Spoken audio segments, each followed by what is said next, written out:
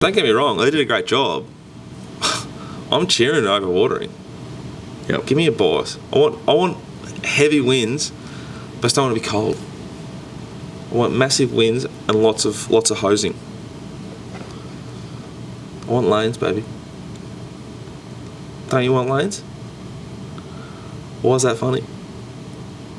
Are you thinking of some sick thing to say that you're going to have to delete? Yep.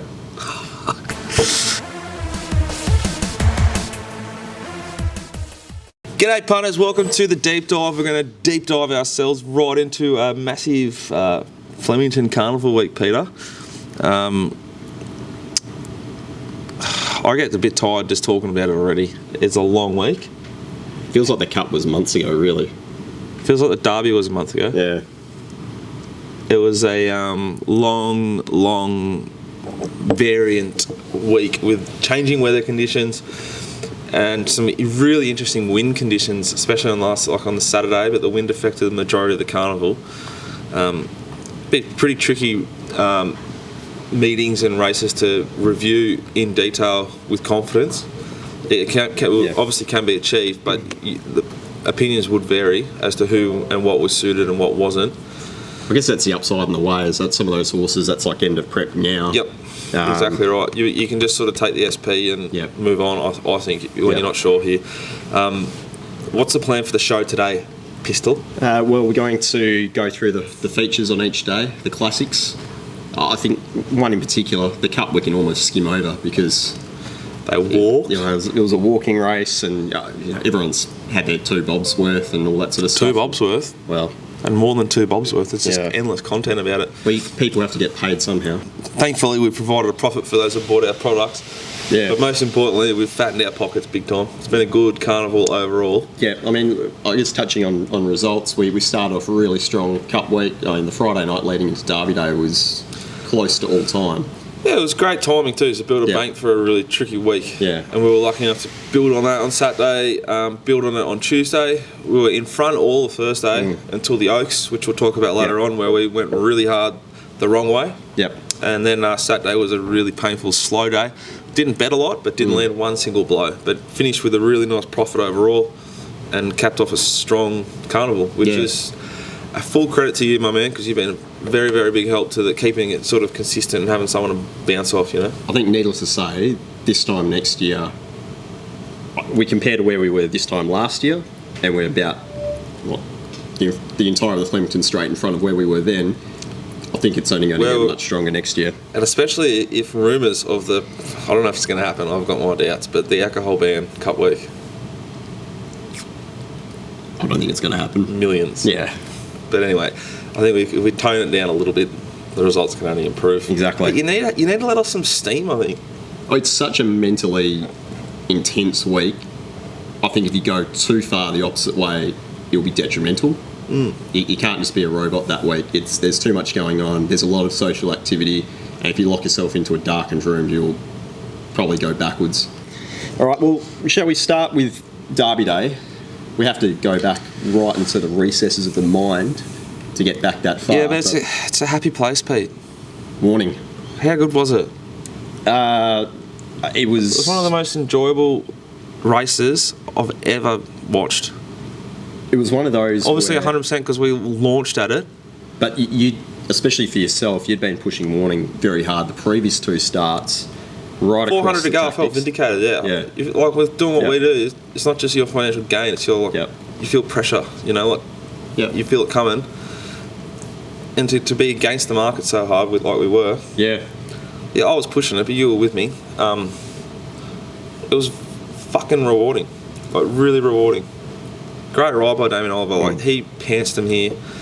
I thought Mitch Freeman's horse went enormous, and as obviously is a winning result for me and you as well.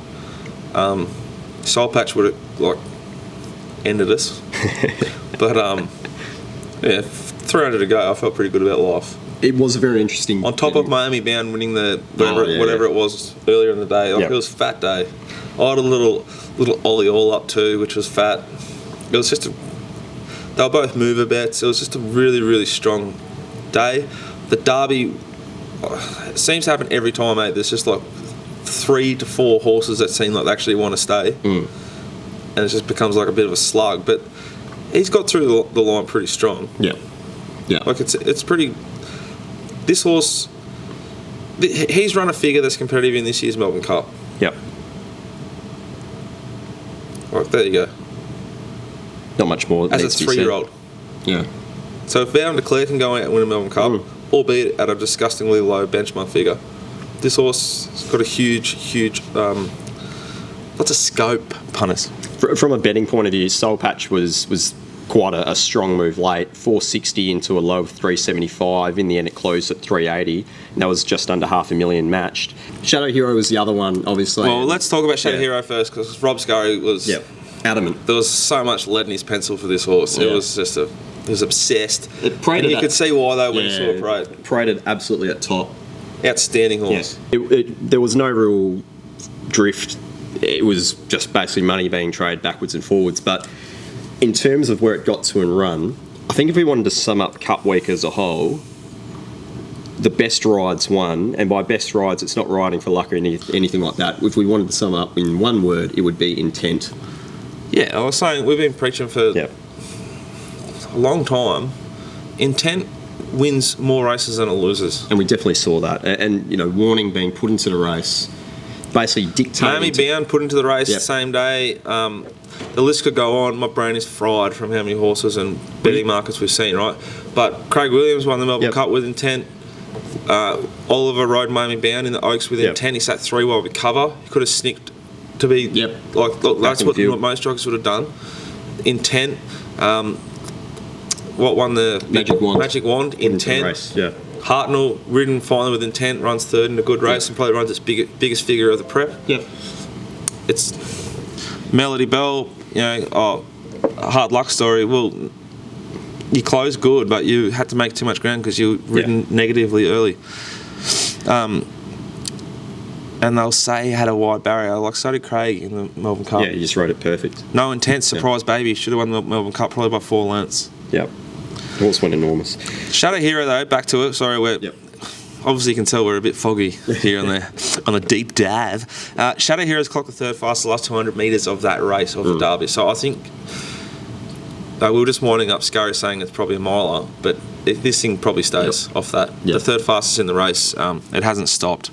It just asked way too much to do. Thought of that, I don't think is a stayer. The ride was outstanding. Linda would have given it a better ride, in my opinion.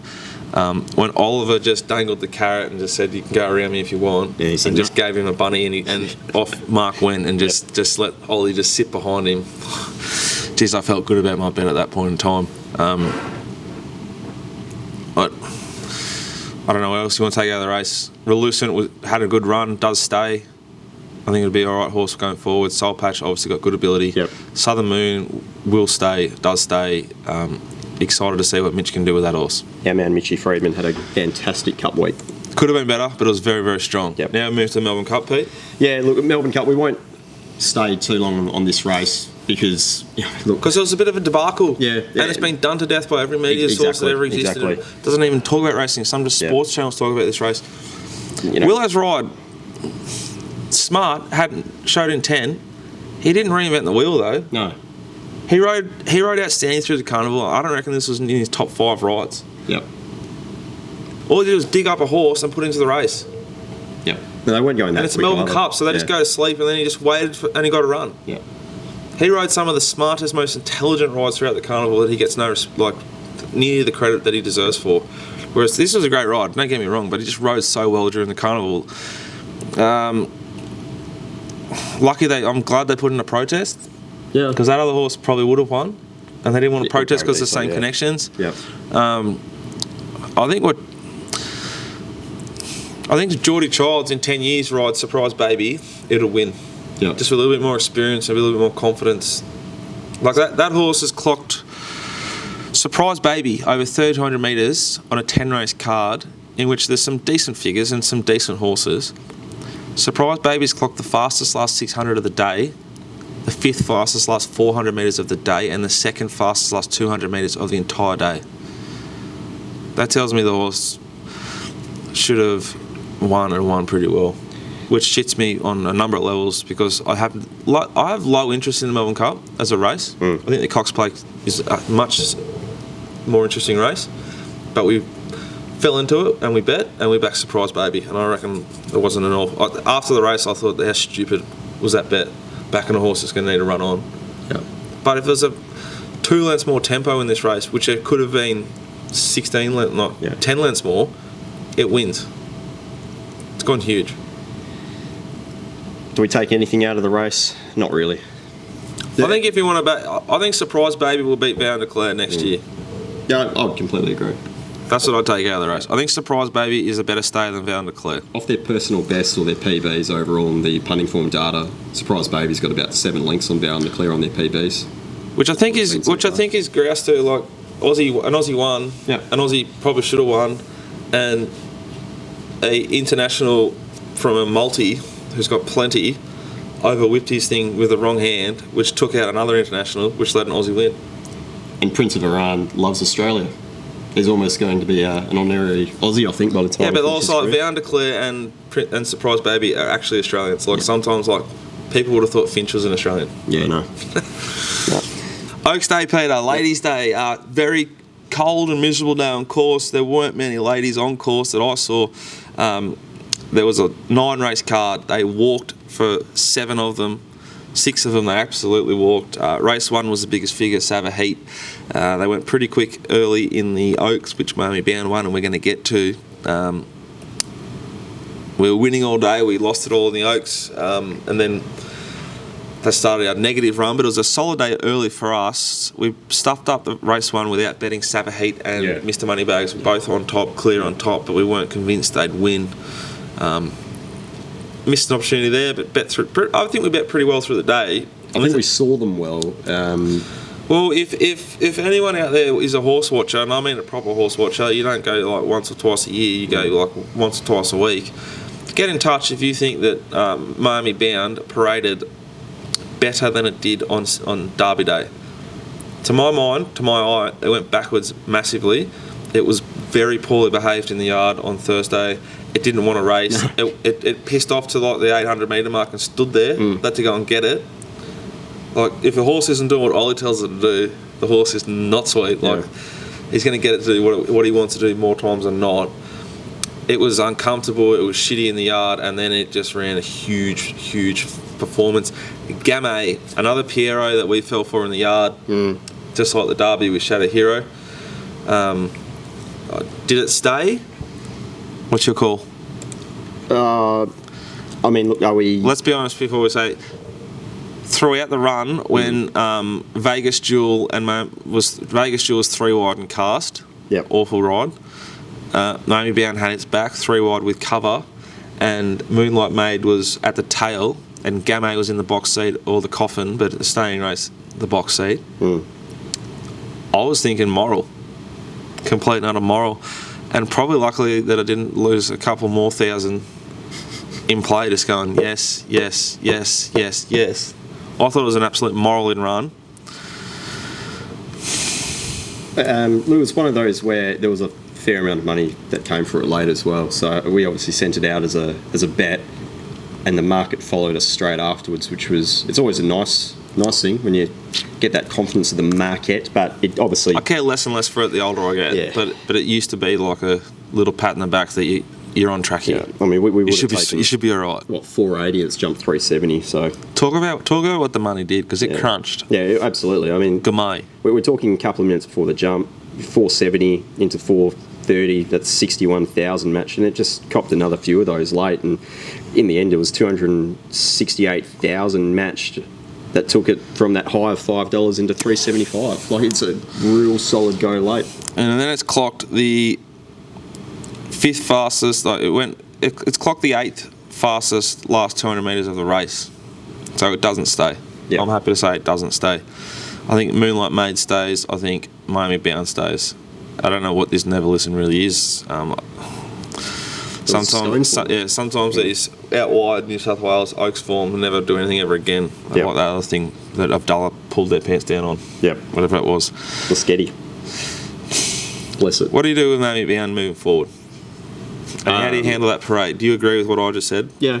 Oh, look, it was a completely different parade to when we saw it previously. Again, was that maybe conditions? There's a horse maybe not like wind, who knows? But, You know, it seemed to fucking love him. Yeah. Loved all. Yeah. It pissed in. But again, maybe that was just... It was 3 wide the trip. It just flowed in. There was never losing after that point. I find it very, very confusing. I don't know what to do with it. I reckon you just pen the race. Yeah, I'd pen the whole day. Well, it's 3-year-old fillies in a staying contest when the majority of them can't stay, and Miami Bound as a result, as an Oaks winner, will just end up being unders for the rest of its career. It's still clocked like good numbers though. Yeah. It's recorded a career just short of a career peak. It improved 2 lengths on what it did on the Saturday with that awful parade. So we now need to adjust our profile for our parades. Is my read on that. Yeah. Like on the day, nothing in this race has really done anything versus a close, but they went out at a decent clip, yeah? Yep. Anything else Oaks Day? Look, the best go I thought was Pancho. That was really solid money there for that horse late. $4 into $3.05, just like knocked right in the same race. Russian Camelot, interesting galloper. Didn't really wasn't that fascinating?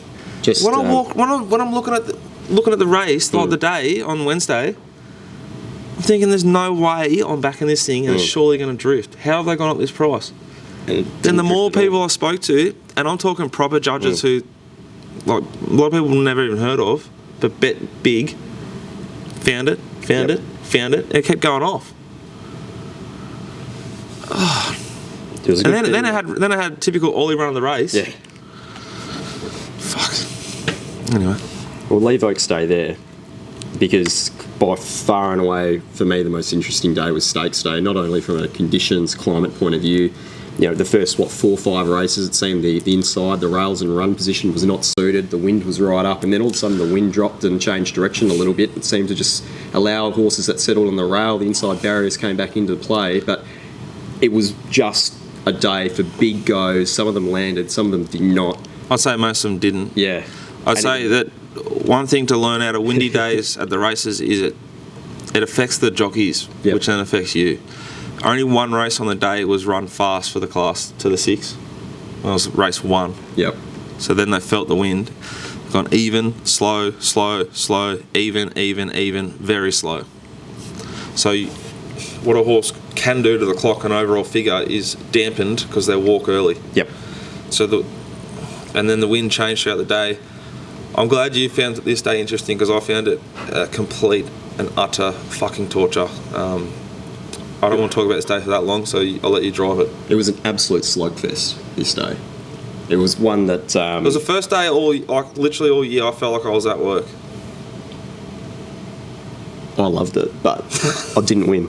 Let's start with the McKinnon because there was some serious goes. We had one from 9 a.m. going towards the race, and that was Magic Wand. It's like, what a hemorrhage job. Yeah. Just backing up from the cup. Again, they're coming out of trees, Peter, as they say. I love horses on the quick back up. And obviously the figure it ran in the Cox Plate, trying to lead that event, hard run. That was obviously a really solid base. Had excuses in the cup. Probably just went around for the most part. Didn't really get a crack. And then backs up into the McKinnon over 2,000. And it was just an absolute launch job by some of the 9 a.m. smarts. But... in the last... not these smarts. In the last couple of minutes of betting. These dumbs didn't find it. Dommy-doms. The go for Kings will dream late. Oh, just give me an absolute spell. $11, hit a low of $5.90, and then jumped at $6.11. What price did we take from the yard? We would have taken... 5 minutes for a jump. Probably, as an average, over $11. And it's jumped at $6.11 Betfair starting price. It was just at the top of the straight, I think I know what I'm doing. Top of the straight, I thought I was going to win. Fucking didn't go. No. And then I was half cheering Hartnell because I love him. Didn't have a cent on. And then I thought Ryan Moore's going to win. Then I was so tortured by the whole day. I thought, oh, fuck, Melody Bell's going to win. I mean, Melody Bell... If I in-play bet, I would have done my nut. Yeah, but it's probably a good thing it didn't. Melody Bell did... they were taking it on in terms of the fair late. roughly 400,000 matched. It's gone from a low of 385 out towards 480. I think most of the bookies would be like just they try and gap it on course. Yep. They realise there's not many actual people that are punt on course, and then they start gapping on the fair. Yep. It SP like 370 in the other race. Yep. It's just an SP lay there. Yeah, it has to be. It has gone absolutely enormous. Yeah. It's clocked the 6th fastest last 600, 3rd fastest last 400, and 2nd fastest last 200 metres of the entire day. That's on a day where Santa Ana Lane and Nature Strip raced. Yep. Nature Strip's clocked the fastest last 4 and 2 of the entire day. It ran home a faster last 200 metres than Santa Ana Lane. We'll leave the McKinnon there, but obviously one of the more... Yeah, one of the better parades on the day, Peter, was probably Nature Strip. I thought it was the best I'd ever seen at parade. What did you think? I thought it was the best parade of the week. We obviously saw Elzay come in for a brief 20-second cameo in the yard and then piss off again once Hugh was on board, and really you get nothing out of that. But Elzay didn't have to parade. Didn't worry about the punters. Don't worry about the punters. You just do what you need to, mate. All the best for you. We'll probably never see Elzay again. She'll be off to the breeding barn. She's gone. No, I think it's too late. She is completely gone. It's too late now. She's gone, November. Peter, gone. Anyway. I agree. I think Elzay is on the ropes, so to speak. But Nature Strip then came in afterwards at the absolute death. Oh, and he just strutted around. Said, "I'm a big doggy dog." Came in like some sort of piece of military equipment. It was just just rolled in, and you just go, "Oh, right, okay." But the way the day had been unfolding, no leaders have won. No. You're not even convinced they're going to lead on this thing. Well, yeah, how would you know? They didn't lead on it at first up. It's 1,200 metres vulnerable. There's a big wind, and the track's a little bit soft. It's just scary. $8, launch. 1,100 metres, probably, launch. But in the current setup, even though I thought it was the best I've ever seen in my life, and I've seen the horse probably 15 times, at least 10 times, I'd say. Yep. I didn't bet. And look, there was some money for it late. $4.10 into $3.65, 300,000 match. So good cash. Santa Ana Lane, there was no real thermal drift there. It was just people trading money on the horse for about 600,000. It was just a good battle from that point of view. And there was a hit late again for Alizé. There wasn't a huge amount matched on it, but it did go from 11.50 to 9.40. They seem to always launch it late. Yeah. But I think it wasn't really a 1,200 metre race because J-Mac got away with murder. He rode it a peach, and the others didn't think. Yep. And he got to walk early and just increased at home. Like, he just gently increased those sectionals on the way home. Perfect ride. And when that happens, nothing's going to catch it. We'll mention a couple of other runners on the day just in terms of a betting point of view. True Self was interesting, around that 700 or 650 to 700,000 matched. Went from $2.08 out to a close of $2.44 and then absolutely just slaughtered that. Wasn't it just fascinating though? Like, on paper, like you could be doing form for 2 weeks and you would have thought the thing was immoral. You could have just gone into horse racing. Yep. Or this thing could have been Prince of Iran. Prince of Iran almost won the Melbourne Cup. Moral. Yeah. And that's a severe drift. Yep. Severe drift. Yeah, I wonder exactly why that was. I mean, the price was already drifting before the yard, so to speak. It was just gradually on the way out, and there was a couple of little negatives from the yard. Nothing to really sort of sack it, but enough to poor strapper. Yeah, exactly. And you just think poor strapper, and just protected from the wind the whole way. Yep. Forced a way out. The heavens opened and it pissed in. One of the other really big goes on the day was Girl Tuesday, and it started really the day before, and the price just kept hemorrhaging. And like $5.50 was around that price available. It didn't parade great. No. We laid it. We got something out of it, which is one of the positives on a long day. We got. How did it start so short? I mean, Leighton betting opened $3.05 with half an hour to go, hit a low of $2.74, and then eventually just slightly drifted back out to $2.94. But over $500,000 on that as well. There was nothing wrong with the ride either. I sort of feel like Nonny's bagging his ride. Yeah. The horse doesn't have early speed. Yeah. He saved all the ground, didn't lose an inch of momentum. There's nothing wrong with where it went on the track. It loomed up and looked like it's probably going to win and stopped. I think if we learnt anything from Saturday was that wind obviously played a factor, but in the end, the track held up really well across the Cup week. It's done to death. I tweeted it because he deserves it. Liam and his staff at Flemington did an outstanding job throughout the carnival. The Moonee Valley track staff did an outstanding job. The Caulfield track staff did an outstanding job. Geelong was outstanding. All the major days have been outstandingly presented, and that's under these new awful over-ordering policy. They've done an outstanding job. We've been very, very lucky. No one's talked about a massive bias all spring. May it long continue. Probably won't. Yeah, exactly. Racing was the big winner. Goodbye. Yeah. And the deep dive is leaving the sunny shores of Victoria. Well, punters, some exciting news. Very exciting news. I'm taking a break. Peter's picking up the slack. We're taking the show to Perth. Pete Jones might be filling in. Pete reckons he might be getting a couple of jockeys on. Don't know who we're going to get on, but we're going to have preview shows and deep dives from Perth for their big carnival. Some of the good horses are going, some of the good jockeys are going home, back to their old state. And you're going home for a month, for the rehab, get yourself in the ocean, get the runways nice and clear, get your body right, back into the yoga, start eating cleaner, behaving a little bit better, get you fresh, get you sweet, get you right, so you can come back and help me again after your little carnival, yeah? Yeah?